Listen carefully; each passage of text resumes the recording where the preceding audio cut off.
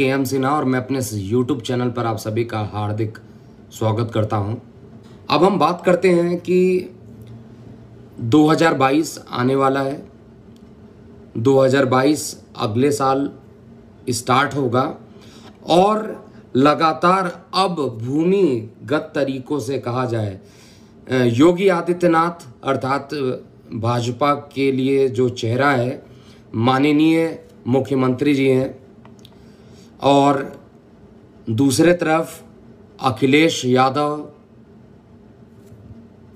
तो इन दोनों की कुंडलियों में क्या कंडीशंस बन रहे हैं 2022 के चुनाव के लिए, इसका एक बार पहले भी विश्लेषण किया जा चुका है।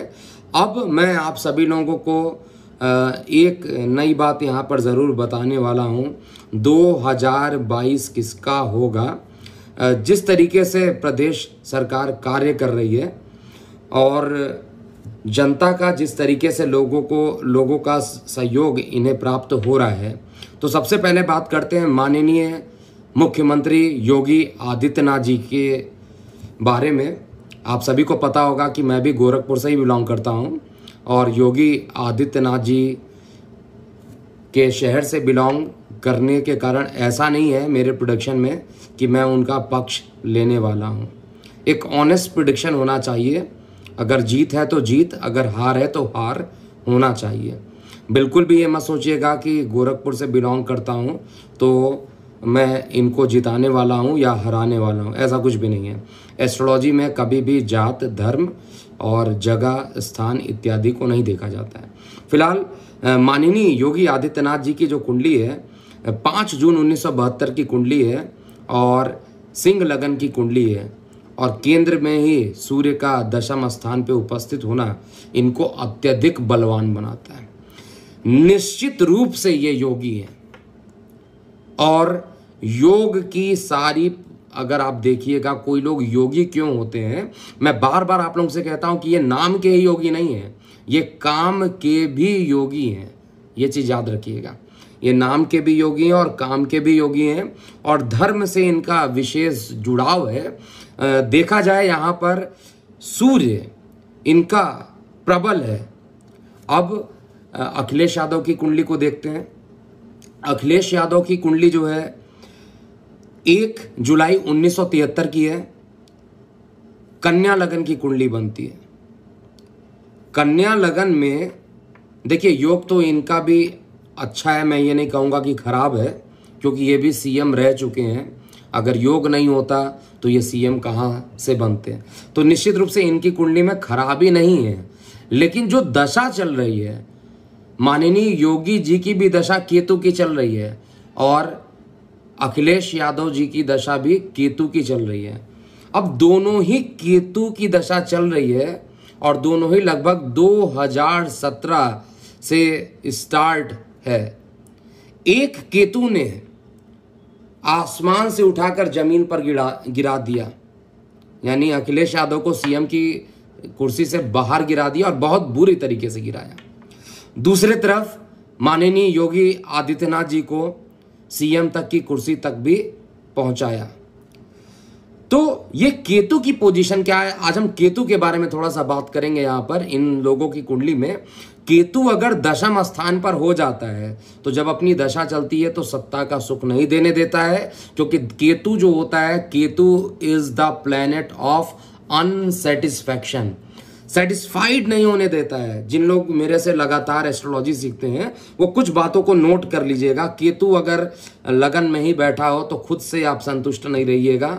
अगर केतु द्वितीय भाव में बैठता है तो आपको परिवार से कभी संतुष्टि नहीं मिलती है। केतु जिस भाव में जाकर बैठेगा उसमें संतुष्टि नहीं देगा। आपके चतुर्थ भाव में बैठ जाए तो सब कुछ होते हुए you will not be happiness, because 4th house is consider as the house of happiness. यहां पर अखिलेश यादव जी की जो कुंडली है उसमें केतु दशम भाव में बैठा है। दशम स्थान पर केतु का क्या होगा आप खुद बताइए। दशम स्थान जो है सत्ता का स्थान होता है और उसी में जाकर केतु बैठा और उसी की दशा भी चल रही है। कहां से इनको मुख्यमंत्री बनाता है, इसलिए उठाकर ऊपर से बहुत गहराइयों तक नीचे फेंक दिया, जहां पर इनकी बुरी हार हुई, बुरी पराजय हुई।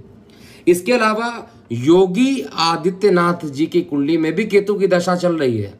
और केतु की दशा जो है, अगर आप माननीय योगी जी की कुंडली देखिएगा तो केतु इनके लगन से द्वादश में है।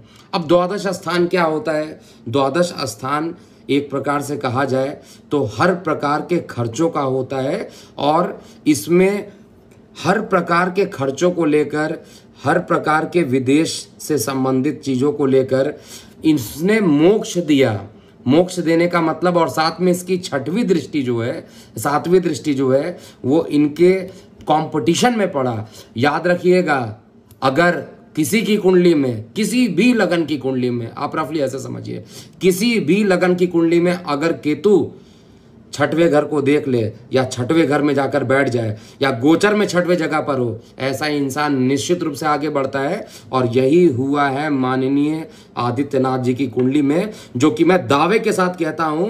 जो इनका स्टेटमेंट अभी आया है 365 सीटों का जो इन्होंने लक्ष्य रखा है, मैं 365 सीटों के बारे में तो मैं श्योर नहीं हूं, और मैं ऑनेस्ट प्रेडिक्शन देने वाला हूं। लेकिन एक चीज तो कन्फर्म है, 2022 में एक बार पुनः योगी आदित्यनाथ जी आ रहे हैं। और आपको क्या लगता है, आपको भी कमेंट बॉक्स में करना चाहिए। ज्योतिषीय रूप से देखा जाए, जहां पर अखिलेश यादव की कुंडली देखा जाए तो यहां पर अभी भी केतु की महादशा, और केतु जो है दशम स्थान पर है।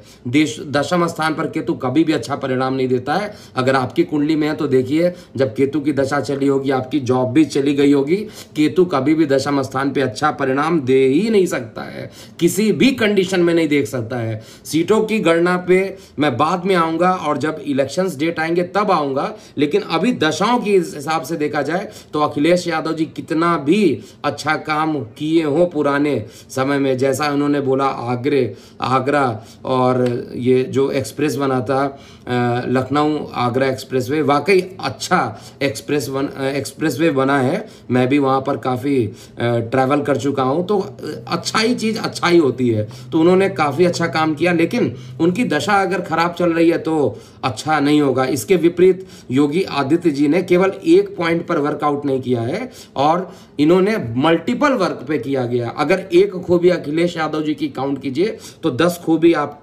माननीय योगी आदित्यनाथ जी की कुंडली में आप काउंट कर सकते हैं। उनके कार्यों को आप ज़रूर देख सकते हैं। तो मेरा जो प्रेडिक्शन है, माननीय योगी आदित्यनाथ जी ही इस बार पुनः 2022 के चुनाव को जीतेंगे। लेकिन एक चीज मैं आप लोगों को यहां पर बता रहा हूं जो कि आश्चर्यचकित हो सकते हैं। 2024 के मध्य में योगी आदित्यनाथ जी की कुंडली निर्बल हो जाएगी।